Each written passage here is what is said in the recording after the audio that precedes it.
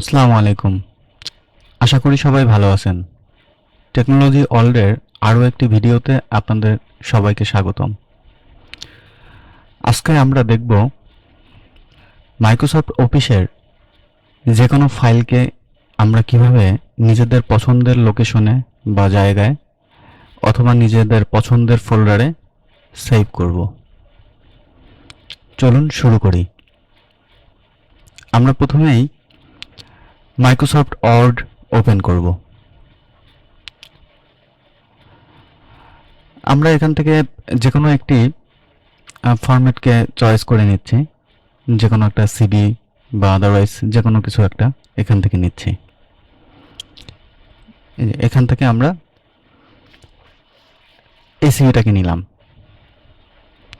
আমরা এই ফাইলটাকে আমাদের নিজেদের পছন্দের লোকেশনে আমরা কিভাবে সেভ করব, চলুন আমরা সেটাই দেখব। যদি কিবোর্ড থেকে আমরা কন্ট্রোল এস প্রেস করি, সেক্ষেত্রে আমাদের এই ফরম্যাটটাই উপরে দেখেন ডকুমেন্ট 1 মাইক্রোসফট ওয়ার্ড। তো এই ডকুমেন্টটা অটোমেটিক্যালি তখন আমাদের ডকুমেন্টে সেভ হয়ে যাবে, অর্থাৎ সি ড্রাইভে যে ডকুমেন্ট ফোল্ডার থাকে ডকুমেন্ট ফোল্ডারে ডিফল্ট হিসাবে সেভ হয়ে যাবে। কিন্তু আমরা চাচ্ছি আমাদের এই ফরম্যাটটাকে আমরা আমাদের পছন্দের লোকেশন বা ফোল্ডারে সেভ করতে চাচ্ছি। তো সেক্ষেত্রে আমরা ফাইলে ক্লিক করব। ফাইলে ক্লিক করার পরে দেখবেন সেভ এবং সেভ অ্যাজ।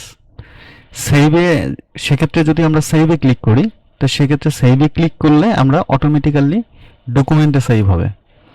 কিন্তু আমরা যদি সেভ অ্যাসে ক্লিক করি, যে সেভ অ্যাসে ক্লিক করলাম, ক্লিক করার পরে আমার লোকেশন দেখাবে আমাকে। তো লোকেশন দেখানোর পরে আমরা ব্রাউজে ক্লিক করব। আমরা যদি ব্রাউজে ক্লিক করি, দেখেন বাঁ দিকে আমার কম্পিউটারে হার্ড ডিস্ক শো করবে এবং এডিশনাল কিছু ফোল্ডার শো করবে, যেটা ডিফল্ট হিসাবে দেয়া। তো সেক্ষেত্রে যদি আমি দিস পিসিতে ক্লিক করি, সেক্ষেত্রে আমার হার্ড ডিস্কের সমস্ত ফোল্ডারগুলো দেখাবে, পার্টিশনগুলো দেখাবে। সেক্ষেত্রে আমি চাইলেই যে কোনো একটা জায়গায় এটাকে সেভ করতে পারবো। কিন্তু যেহেতু আমি সেভ করতে চাচ্ছি আমার নির্ধারিত লোকেশনে, আমি মনে করেন এই ফাইলটাকে সেভ করব ডেস্কটপে। তো সেক্ষেত্রে আমি যদি ডেস্কটপে ক্লিক করি, ডেস্কটপে ক্লিক করার পরে এখানে আমি ফাইলটার নাম দেব। তো সেক্ষেত্রে আমি ফাইলটার নাম দিলাম সিভি 2025 এবং আমার লোকেশন হিসাবে উপরে দেখেন দিস পিসি ডেস্কটপ, অর্থাৎ আমার এই ফোল্ডারটা ডেস্কটপে সেভ হবে। তো সেই ক্ষেত্রে যদি আমি এখান থেকে আমি চাইলেই ফরম্যাট চেঞ্জ করতে পারবো। আরেকটা বিষয় সেটা হলো save as type. Save as টাইপের ক্ষেত্রে আপনি সেভ অ্যাজ টাইপে ক্লিক করার পরে আপনার এ ধরনের পপ আপ মেনু শো করবে। তো পপ আপ মেনু শো করলে উপরে দেখেন ওয়ার্ড 97 থেকে 2003 ডকুমেন্ট। তো আমরা ওয়ার্ড 97 থেকে 2003 ডকুমেন্টে যদি ক্লিক করি এবং এই ফরম্যাট মাইক্রোসফট অফিসের যে কোনো ভার্সন, অর্থাৎ 7 থেকে শুরু করে 23 পর্যন্ত যে কোনো ভার্সনে যদি আমরা নিয়ে পেন ড্রাইভে নিয়ে সেই অন্য কম্পিউটারের ক্ষেত্রে ব্যবহার করি, সেখানে ওপেন করি, তাহলে কোনো ধরনের কোনো ফন্টের ল্যাগ করবে না। অর্থাৎ যেরকম আপনি সেভ নেবেন পেন ড্রাইভে করে যে কোনো পিসিতেই আপনি ওপেন করতে পারবেন, কোনো ধরনের ফন্ট ল্যাগ হবে না। তো সেক্ষেত্রে যদি আমরা এভাবে চুজ করলাম ওয়ার্ড 97 থেকে 2003 ডকুমেন্ট, চুজ করার পরে আমরা সেভে ক্লিক করব। সেভে ক্লিক করার পরে এখানে যেহেতু 2003-এ আমি সেভ করছি, 2097 থেকে 2003 এই ফরম্যাটে আমি যেহেতু সেভ করতে চাচ্ছি, সেক্ষেত্রে আমি কন্টিনিউ দিয়ে দেব। ফাইলটি আমার নির্দিষ্ট জায়গায় অর্থাৎ ডেস্কটপে সেভ হয়ে গেল।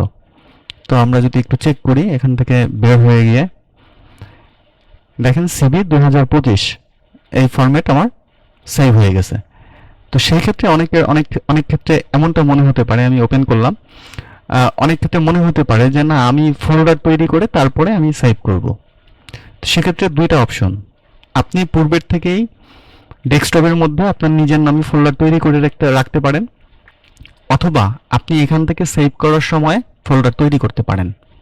চলুন আমরা ফোল্ডার তৈরি করে তারপরে সেভ করব। একই সিস্টেম, আমরা ফাইলে ক্লিক করলাম, সেভ অ্যাসে ক্লিক করলাম এবং ব্রাউজারে ক্লিক করলাম। করার পরে আমি আসলাম ওই যে ডেস্কটপে, যেখানে আমার কোনো ফোল্ডার নাই আগে থেকেই। আমার ফোল্ডার আছে অল নামে একটা ফোল্ডার, এবং সিবি একটু আগে আমি যেটা সেভ করলাম সিবি 2025। তো আমি এখানে ফোল্ডার তৈরি করব। মাউসের রাইট বাটনে যদি ক্লিক করি সেক্ষেত্রে এখানে এসে আমি রাইট বাটনে ক্লিক করে নিচে আসব, নিচে নিউতে ক্লিক করব।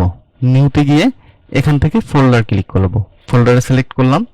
সিলেক্ট করার পরে আমি ফোল্ডারের নামও চেঞ্জ করতে পারবো। ফোল্ডারের রাইট বাটনে ক্লিক করে নিউ ফোল্ডারে এখানে গিয়ে রাইট বাটনে ক্লিক করে আমরা রিনেইমে ক্লিক করব।